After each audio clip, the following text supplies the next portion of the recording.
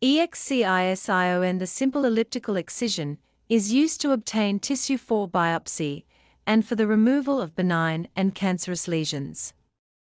The axis of the lesion, cosmetic boundaries, e.g., the vermilion border of the lip, and skin lines should be taken into consideration when planning the excision. Most procedures require a minimal number of instruments, including a needle holder, small forceps, skin hook, small clamp, small pointed scissors, syringe, and needle 30 gauge, and a number 15 scalpel blade plus handle. Disposable sterile gloves, eye sheet, and gauze are also necessary. Numerous antiseptics are available for preoperative preparation of the skin, including 70% isopropyl alcohol, povidone iodine, betadine, and chlorhexidine gluconate, Hibiclens. The boundaries of the excision are marked. This is done before injection of local anesthesia because the volume of anesthetic distorts the normal skin contours. The preferred local anesthetic is 1% lidocaine because of the rarity of allergic reactions. In addition, lidocaine, an amide, does not cross-react with procaine hydrochloride, novocaine, and ester. Transdermal anesthesia, with a topical anesthetic cream, can be applied under an occlusive dressing 1 to 2 hours before the procedure to reduce the pain associated with injection. Normal saline or diphenhydramine hydrochloride, Benadryl, may be used for local anesthesia if lidocaine cannot be used. The addition of epinephrine to lidocaine prolongs its anesthetic effect and reduces operative bleeding. The length of the ellipse should be 3 times the width to ensure easy closure.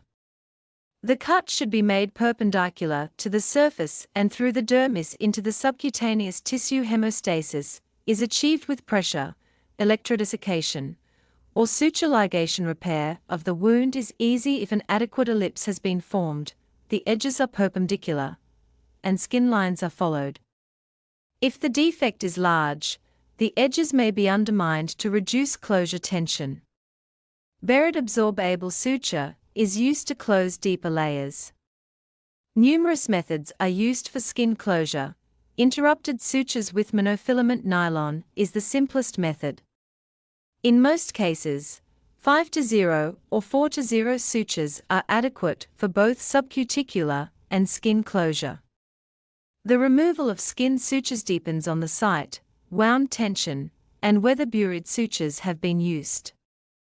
In general, facial sutures are removed in 5 days, and trunk and extremity sutures are removed in 1 to 2 weeks. Most wounds are dressed with either sterile adherent bandages or gauze secured with tape.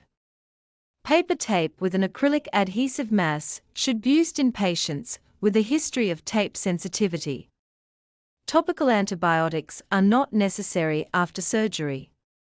The patient is instructed to keep the wound dry for 24 hours, to change the dressings daily, and to return to the clinic if bleeding, purulent drainage, or excessive pain or swelling occurs.